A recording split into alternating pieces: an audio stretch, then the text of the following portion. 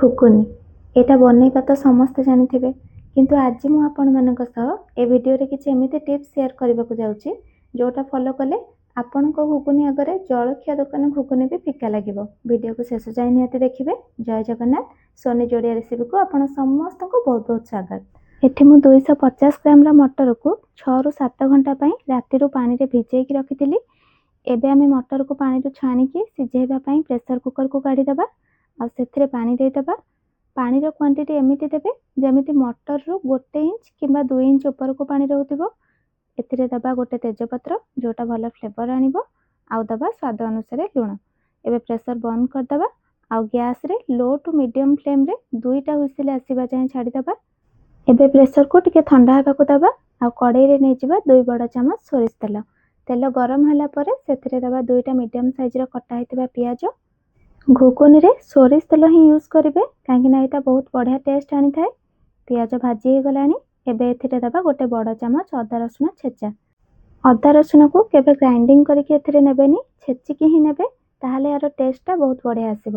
ଏବେ ଦେବା ଗୋଟେ ଚାମଚ ହଳଦୀ ଗୁଣ୍ଡ, ଗୋଟେ ଚାମଚ କାଶ୍ମୀର ଲଙ୍କା ଗୁଣ୍ଡ। ହଳଦୀ ଆଉ ଲଙ୍କା ଗୁଣ୍ଡକୁ ତେଲରେ ଭଲସେ ଭାଜିଦେବେ, ତାହେଲେ ଏହାର କଲର୍ଟା ଆହୁରି ବଢ଼ିଆ ଆସିବ। ଯଦି ଆପଣଙ୍କୁ ରାଗ ଅଧିକ ପସନ୍ଦ ତାହେଲେ ଅଦା ରସୁଣ ସହ 2ଟା କଞ୍ଚା ଲଙ୍କା ବି ଛେଚିକି ଦେଇପାରିବେ। ଏବେ ଏସବୁ ଭଲସେ ଭାଜି ହେଇଗଲାଣି। ଏବେ ଏଠି ମୁଁ ଗୋଟେ ଟମାଟୋ ଗ୍ରାଇଣ୍ଡିଙ୍ଗ କରିକି ଦେଉଛି। ଭଲସେ ମିକ୍ସ କରିଦେବା ଏସବୁକୁ।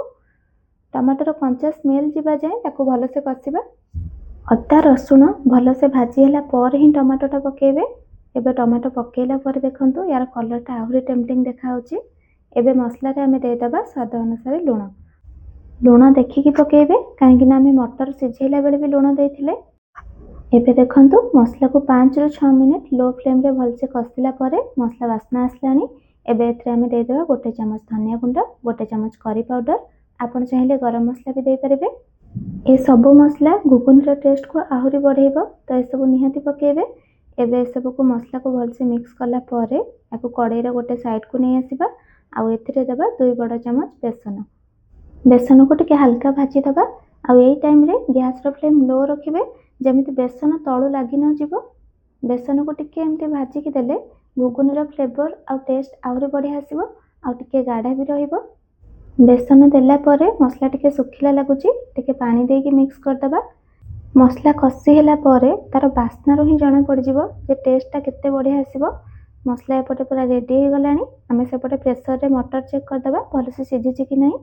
ଦେଖିପାରୁଥିବେ ମଟର ପୁରା ପରଫେକ୍ଟ ସିଝିଯାଇଛି। ଆପଣ ଯଦି ମଟରକୁ ଆଉ ଟିକେ ଜଲ୍ଦି ସିଝେଇବାକୁ ଚାହୁଁଥିବେ ତାହେଲେ ଟିକେ ଖାଇବା ସୋଡ଼ା ପକାଇଦେବେ ସିଝେଇବା ପୂର୍ବରୁ। ଏବେ ଆମେ ମଟରକୁ ମସଲାରେ ପକାଇକି ଭଲସେ ମିକ୍ସ କରିଦେବା। ତେଜପତ୍ରର ଆଉ କୌଣସି ଆବଶ୍ୟକ ନାହିଁ, ତାକୁ କାଢ଼ିଦେଲେ ବି ଚଳିବ। ଆପଣଙ୍କୁ ଯଦି ଘୁଗୁନିରେ ଆଳୁ ପସନ୍ଦ ତାହେଲେ ଗୋଟେ ସିଝା ଆଳୁକୁ ଛୋଟ ସ୍କୋୟାର ସେପ୍ରେ କାଟିକି ପକାଇ ପାରିବେ। ଏବେ ଏଥିରେ ଦେବା ଆମେ ଅଧା ଚାମଚ ଚାଟ୍ ମସଲା। ଏଇଟା ଟିକେ ଘୁଗୁନିକୁ ଖଟା ଟେଷ୍ଟ ଦେବ, ଯେଉଁଟାକି ଆର ଟେଷ୍ଟକୁ ଆଉ ଟିକେ ବଢ଼େଇବ। ଘୁଗୁନି ପାଖାପାଖି ହେଇ ଆସିଲାଣି। କଲର୍ ଆଉ ଟେକ୍ସଚର ଦେଖିପାରୁଥିବେ କେତେ ବଢ଼ିଆ ଆସିଛି। ଏବେ ଏଥିରେ ଆଉ କିଛି ଏକ୍ସଟ୍ରା ମସଲା ପକାଇବାର ନାହିଁ। ଲାଷ୍ଟକୁ ଦେବା କିଛି କଟା ହେଇଥିବା ଧନିଆ ପତ୍ର। ଏସବୁକୁ ଭଲସେ ମିକ୍ସ କରିଦେବା। ଘୁଗୁନି ହେଇଗଲା ରେଡ଼ି। ଏବେ ଆମେ ଗ୍ୟାସ୍ ଅଫ୍ କରିବା। ଘୁଗୁନି ତ ପ୍ରାୟ ସମସ୍ତଙ୍କ ଘରେ ବନିଥିବ, ସମସ୍ତେ ଜାଣିଥିବେ କେମିତି ବନାନ୍ତି, କିନ୍ତୁ ଏମିତି ପ୍ରୋସେସ୍ରେ ଥରେ ନିହାତି ବନେଇକି ଦେଖନ୍ତୁ। ଆପଣ ବି ନିଜେ କନଫ୍ୟୁଜ୍ ହେଇଯିବେ ଏଇଟା ଆପଣ ବନେଇଛନ୍ତି ନା ବାହାରୁ କିଣିକି ଆଣିଛନ୍ତି। ଥରେ ନିହାତି ଟ୍ରାଏ କରିବେ। ଦେଖା ହେବା ନେକ୍ସଟ ଭିଡ଼ିଓରେ। ରହିଲି। ଜୟ ଜଗନ୍ନାଥ।